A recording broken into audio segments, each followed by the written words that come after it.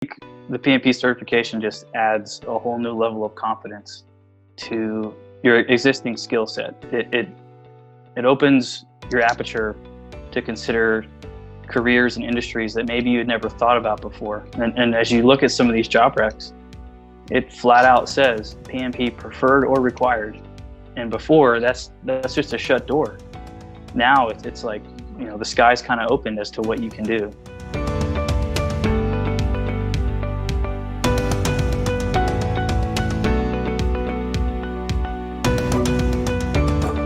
My name's Steve Bane.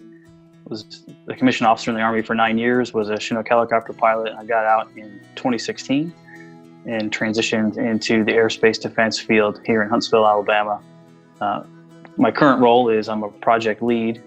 I'm a government contractor, and I'm embedded in the Army's CH-47 cargo helicopter program management office. So I'm a government contractor. I work for a company called Quantitech.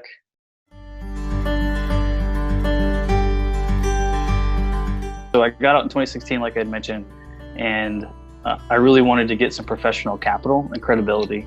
And I was a history undergrad, so I knew that wasn't going to take me very far. So I wanted to get an MBA for one, and I really liked interacting with teams and people. I liked understanding what made people tick and forming a team and achieving the mission. So I wanted to get into operations or program management, and I knew that a PMP was that professional capital that I needed, that was industry agnostic, that everyone would understand what that was.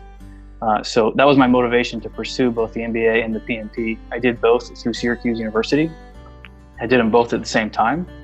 I would not recommend that, but I did the Vet 390 program through the IVMF, 45 hours of distance learning. It felt like AT level 1 anti-terrorism training. It just wasn't conducive to my learning style, to be honest. I'm more of an in-person learner. I need to kind of touch it, feel it, hear the material 15 times, rote memorization guy. And there was just no context for me to ask questions or really understand the meat of the material. So long story short, ended up taking my PMP exam for the first time in October of 2018, and I failed the exam. If I'm honest with myself, I didn't study enough. I didn't take the exam seriously enough. I banked too much on my industry experience. I was working as a senior program manager at the time. I thought I knew enough from my day-to-day work, from some of the PM classes I had taken in my MBA program, from studying. I thought I knew enough, and I was woefully wrong. So I gave myself some time to really kind of unwind. I finished the MBA. I gave myself about 6 months off to kind of recage, and then had connected with Josh on LinkedIn, and I just kind of started asking him some questions about ProLearn. One thing led to another, hopped on a few phone calls. He explained the process to me, was able to be the lead person to help get the ProLearn course established. We brought it to Huntsville, had 13 people come and sign up for that class. Ian, you were the instructor. It was fantastic. And then went and passed in December of 2019. So I feel like I have more flexibility with my career now. Maybe more confidence in being able to strike out into an industry that I haven't spent my whole adult life in. Right now, I'm kind of using the professional capital I built up while in uniform because I know the aircraft, I know what's going on with Army aviation. That's kind of my chip that I play. Now that I have the PMP, I'm able to go apply to a job at Hoover Vacuums. I don't know anything about vacuums, but I understand project management, and they know that. They see the certification, and it's just instant credibility with the hiring manager that hey, this guy knows enough to at least pass the exam. He knows enough of the principles. I think in the military, you forget that while you're off serving, everyone else you went to school with is still on their own career path, and they're getting more proficient. They're getting better at their career. And when you come out of the military, you're actually behind those folks, because they have already figured out the game on the civilian side. So I really feel like after the MBA and the PMP, I get, I'm now more of an asset to an organization because I've got the military experience, I've got the leadership experience, but now I've got the credentials and the credibility that are just frankly expected, with that role.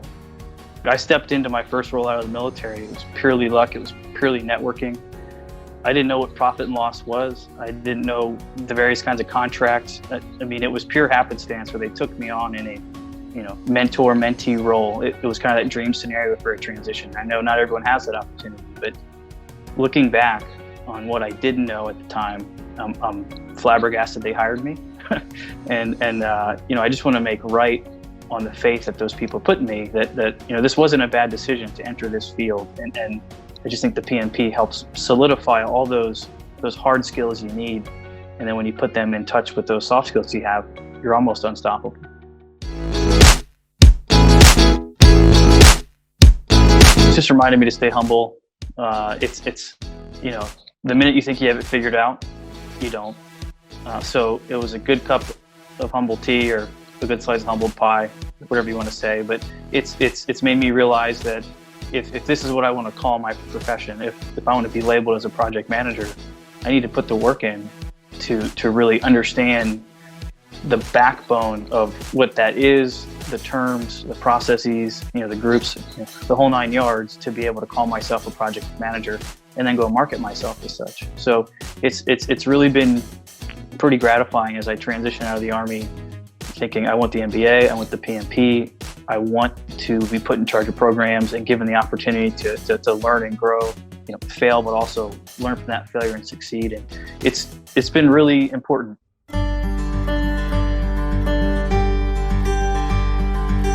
I think it was a combination of a few things.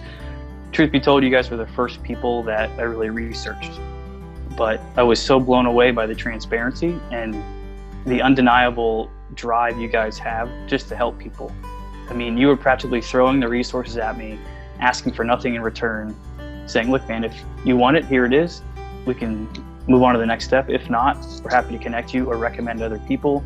And we just want you to be successful. Like, what are your goals? I mean, it was more of a discussion around what do you want out of the process, as opposed to, hey, here's the price, here's how much it's going to cost you, here's our margin. I just think you guys were refreshingly honest, blunt, to a point of being like, we're here for you and your growth and development. Whether or not you pay us to do so, we still want to have a relationship and see you be successful. And that's pretty rare. I mean, there was no used car salesman vibe with you guys. It was all genuine. It was, hey, I was a Marine, I was this, I was that, I was in your shoes. I know exactly what you're doing. I know exactly where you are and where you came from. And just here's my 2 or 3 tips or tricks that work for me. And if you want to go further, then we can talk about the boot camp. But it was zero pressure. It was all, I mean, it really just felt like someone was helping me through the process, as opposed to trying to push me into a sale.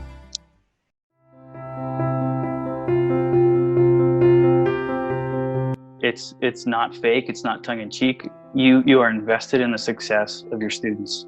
And that's evidenced through the countless emails and phone calls I had with Josh to get set up for the boot camp. The various texts as I'm going through the boot camp and as I'm studying. It's evidenced with your support admin, Rebecca, as she does everything she can to get you guys set up for the class and us for success. And then you as the instructor, instruction was fantastic in person. You spent your entire break chatting with people, sacrificing your own health and wellness, to stand there and network with us. But then after the class, I mean, you're off site, you're on to your next class. You cut away 45 minutes a few days before I have my exam to run through my test results. You send me Pareto charts on what I'm not doing right and what I am doing right, help me hone in on what I should study for. You're shooting me good luck text. It's very hard to fake the funk for that long, and it's evident that you guys aren't faking it. You really truly care about me and my career development, and you just want me to be happy and successful. And this is hokey and corny, but I feel like I've gained friends out of the process, as opposed to I'm your client. It's amazing the power when people don't care who gets the credit, and they're just both interested in mission success. And that's you guys in a nutshell. It's not about accolades. It's not about who did what. It's just, how can we get you to where you want to go? And what are your questions?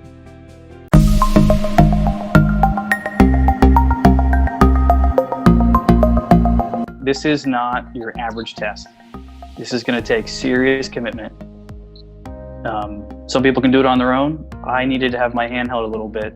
I needed someone like yourself to come in and explain the verbiage in a way that resonated with me. and you're a master at that. But I would just say that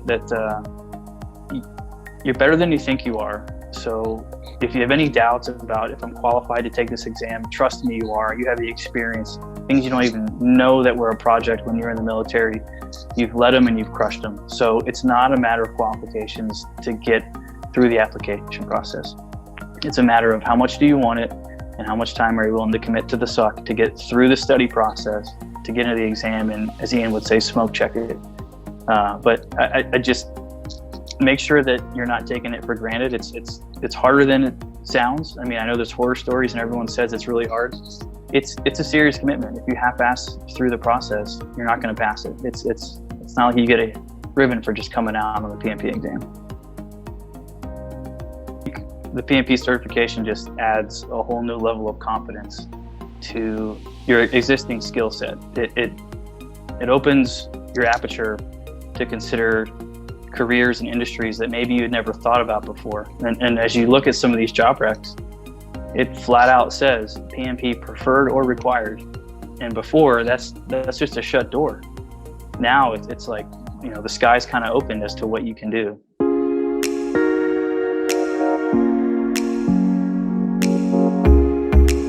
The other thing I want to say is that, and I kind of alluded to it earlier, but you're better than you think you are, but you shouldn't walk around letting your service define you. In the end, no one really cares. And I know that's kind of hard to hear, but no one cares that I was an air mission commander in some missions in Afghanistan. No one cares, All they care about is, can I make the company money? Can I save the company money? Am I an asset?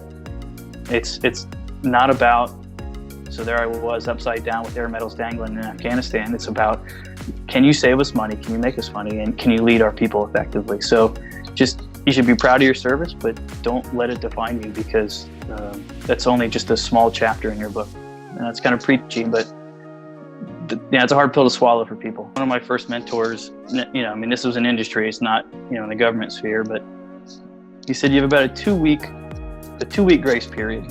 So you have a smashing success, you get about 2 weeks of rope where you're good. And then after about 2 weeks, it's, what have you done for me lately? Now, I found it to be pretty true. When you do something awesome, you get a grace period of about 2 weeks, and then it's back to, how are you making me money? How are you saving me money? What have you done to develop this or that? Or, how have you helped this person get promoted, or whatever it might be. So I think if you have that mindset that you're just continually resetting, finding new and innovative ways to crush it, then you should be okay.